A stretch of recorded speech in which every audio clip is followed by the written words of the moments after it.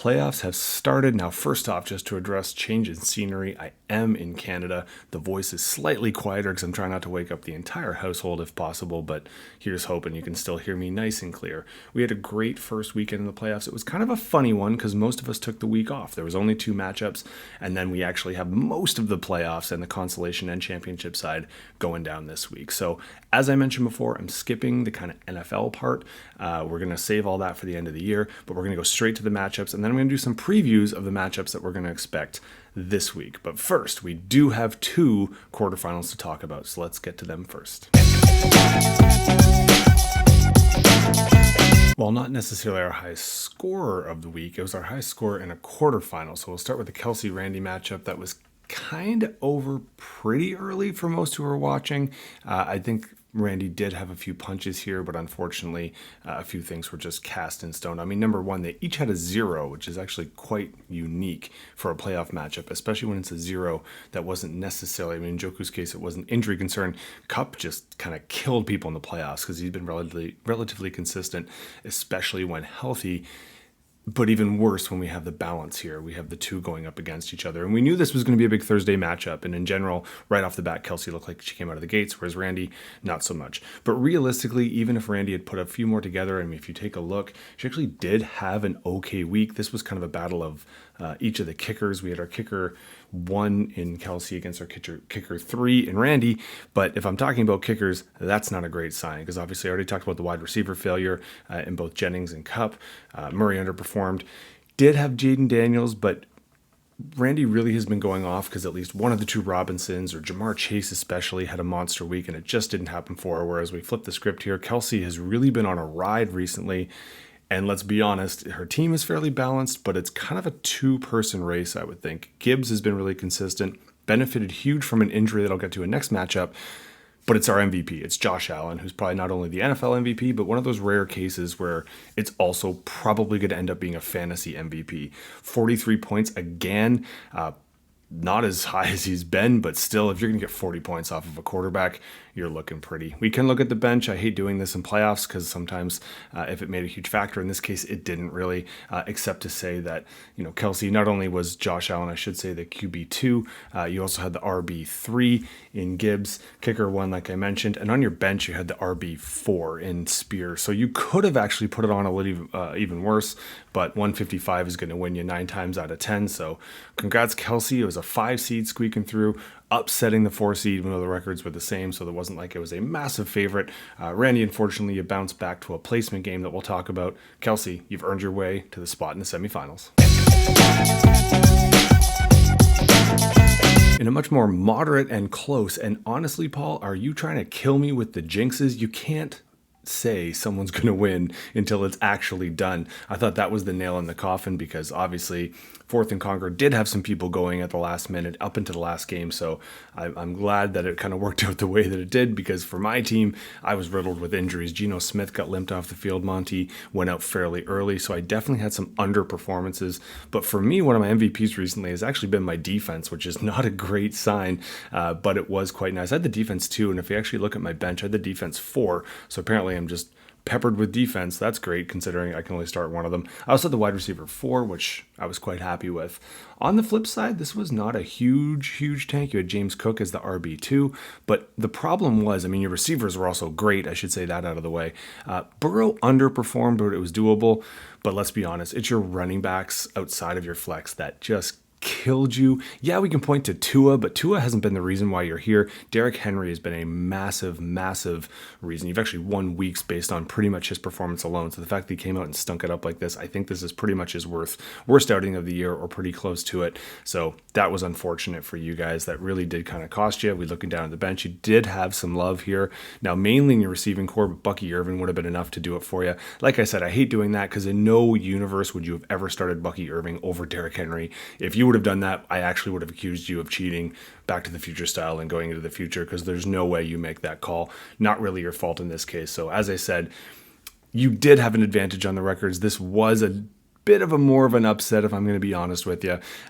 You do fall to the game. You'll see Randy in the placement game, and lucky enough, I get to limp on to the semifinals. As mentioned, I'm not spending as much time on the NFL. We're going straight to our matchup. So I know this is an odd one because a lot of people have some moves that they're probably going to make, but the waiver wires have cleared and people are getting ready for the Thursday nighter. Do also pay attention. I'll mention this at the end, but Saturday night, remember there's a couple games there just to pay attention to. So I know there's some people who can do some switching, but I'm just going to assume that these are somewhat close to the rosters. And we're going to take a hopefully quick look, especially on the consolation side at just the matchups we're up to. Now, Jackie, if people weren't paying attention, actually had the second highest scoring team, I believe, last week. So she is a powerhouse. And remember, points-wise, she probably should have been in the playoffs over me because I do think she outscored me. So for Jackie, as always, she kind of has her, when healthy, she can beat anybody. She is battling a few potential injuries and she's got some kind of issues here. So some last-minute decisions in the running back and quarterback position. So expect her to be active. I also would be shocked if Pittsburgh ends up being her defense. She has made some moves before and San Francisco does look enticing on the bench, or maybe she picks up. She has been doing that a lot this year. The reason this is important is because remember last year, Jackie did get tub thumped, while as last year Team Kickass took home the trophy.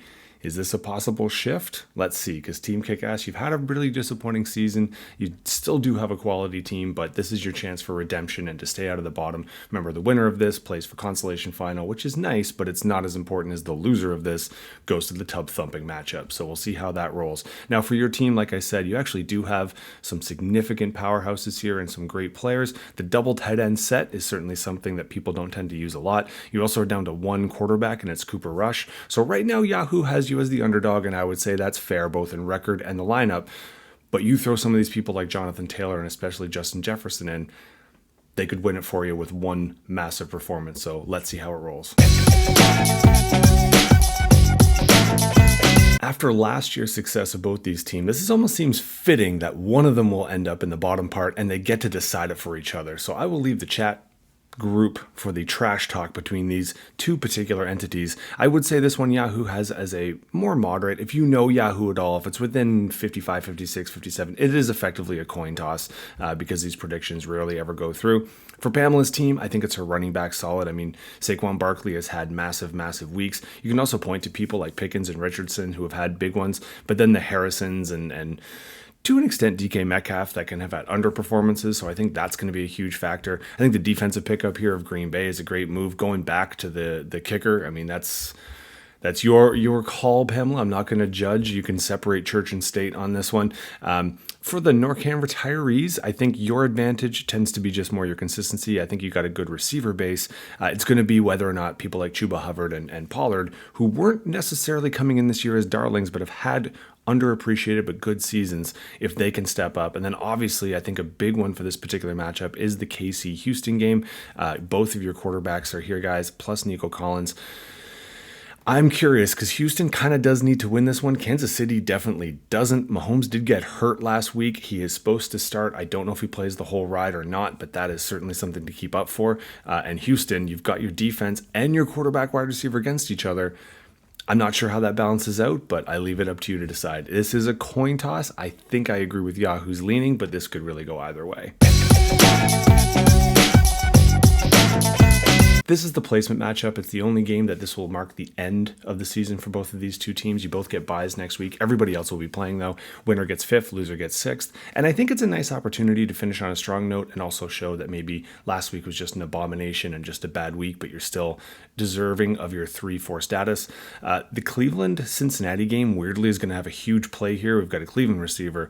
We've got, obviously, Chase. We've got the quarterback. If you kind of scroll down, I think that is something that will kind of be a huge-ish of all the games. I think you could throw in Pittsburgh as well as a pretty important one, at least for one of the two.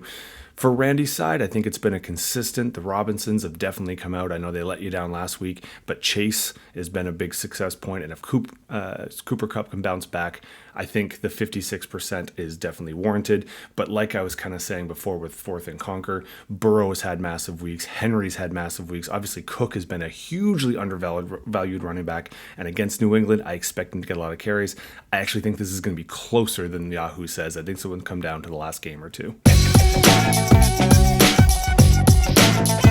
In our two semifinals, I'm not just starting with this one because I'm in it. I'm starting because it's our number 1 seed. And if you were paying attention last week, They crushed their bye week. I am so happy. I mean, they could do it again this week quite easily. We know they have a stacked team. We know they've been super successful, except for the end of the year, kind of dropping the ball occasionally. And essentially, it would be very poetic because my win against them is pretty much one of the reasons why I made the playoffs. So they've let me in to maybe either allow me to move to the final or take it away from me in an aggressive fashion.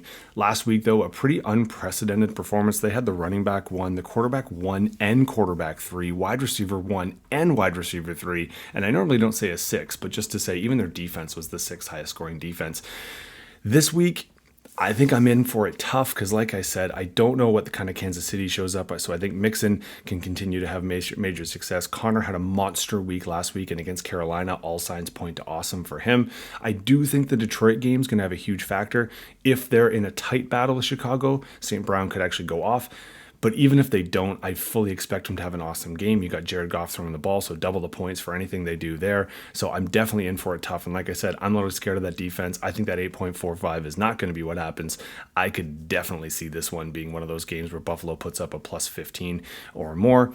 For me, I still have some last minute decisions to make, but for me has always kind of been, I need an outstanding performance. I need my quarterbacks to show up, and I need at least 1 or 2 of my running backs to go off. With a team as talented as the Malakoffs here, 125 is not going to win it. I think the winner of this match is going to have to be 140 plus. So if I really want to show up, I better have more than one performance, or at least 1 or 2 epic ones if I'm going to take down our top seed. Yahoo doesn't think it's possible, and I'm scared. If I was betting and I wasn't involved in this match, I think I'd agree.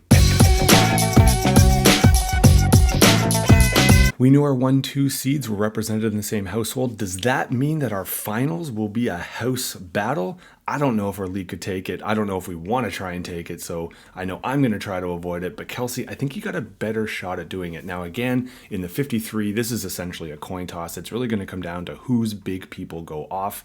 Raw doggers, I think you've got a little bit more of the kind of general depth. You've got a few people who can go off, and you're not as dependent on one person, although you are definitely hoping that Hurts gets his tush pushed several times into the end zone. Remember, running is more valuable than passing in there. I see you made a few key pickups. The biggest thing that I think is going to be interesting with your matchup is you've got a bunch of Thursday nighters, so your receiver and quarterback combo as well with a kicker. So if that is a higher scoring matchup against a tough Denver defense, you're going to be certainly happy. So we should know how this one starts off, at least, with it being a little bit earlier in the cards. Now, I know you got some choices to make on the bench. I saw some pickups there. And then speaking of pickups, Kelsey, you're one of our more active GMs, so I'm not sure if this is it for you or if you're going to be making some more moves. I think the biggest news that helps you and hurts me, Monty's out, so Gibbs is in an empty backfield. He should be getting the primary carries as well as his mobility stuff, his in the flat and receiving kind of work. So he might be in line for a monster game, but realistically, that Detroit-Chicago game is going to be hella important for you to pay attention to. I think, though, we can't say it enough.